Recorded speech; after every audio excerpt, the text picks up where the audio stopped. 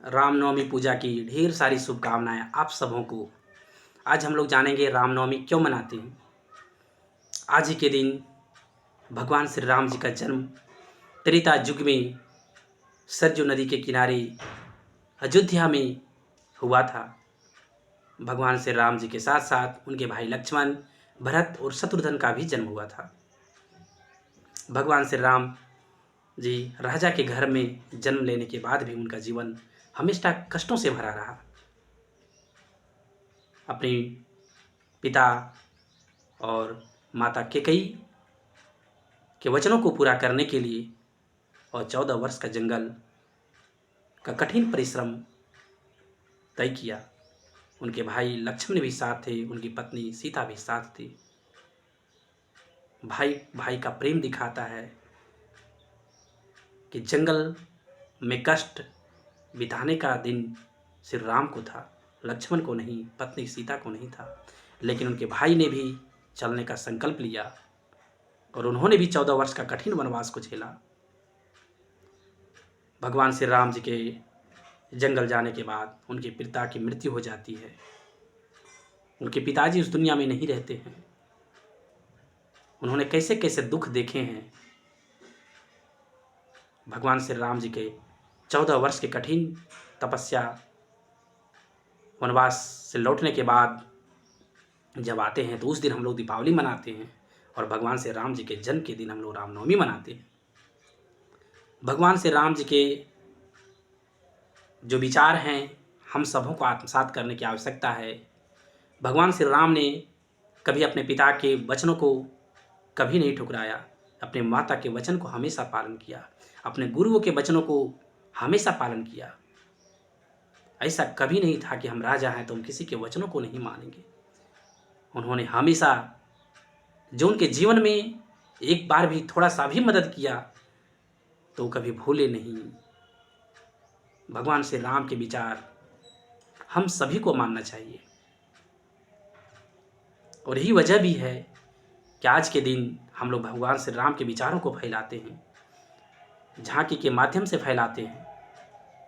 उनके जो विचार थे, भाई भाई के प्रति अगाध प्रेम था।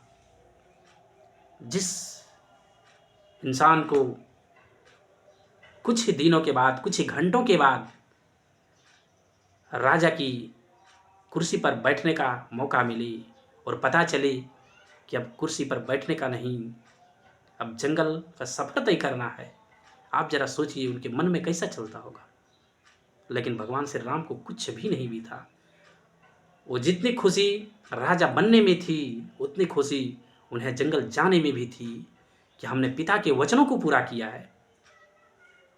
ऐसा नहीं था कि जंगल जाने में उन्हें कोई समस्या नहीं थी जरूर, लेकिन पिता के वचन थे, पिता के वचन पूरे करने थे। इसी वजह से उन्हें जंगल का रास्ता को अपनाया और अपने पिता के वचन को पूरा किया।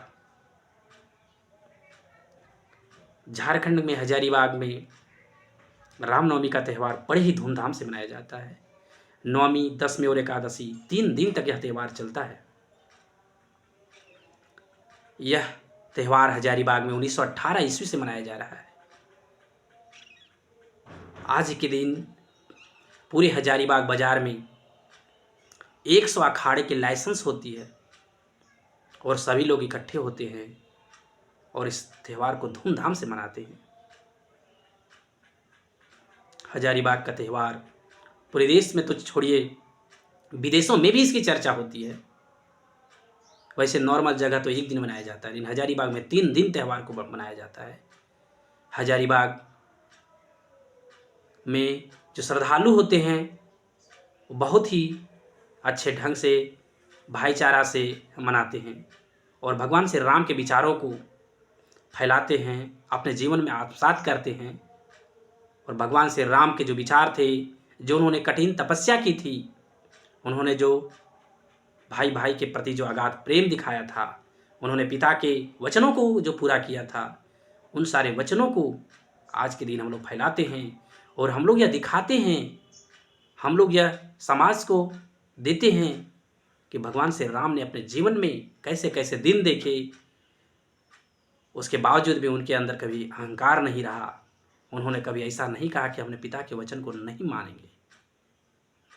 और यही वजह भी है कि राम के जो विचार हैं हम सब लोग फैलाने का काम करते हैं, और भगवान श्री राम के विचार जो है सभी को मानना भी चाहिए और अपने जीवन में ज़रूर उतारना चाहिए। बहुत बहुत धन्यवाद। वीडियो को अच्छा लगा होगा तो लाइक कीजिएगा और शेयर कीजिएगा। धन्यवाद।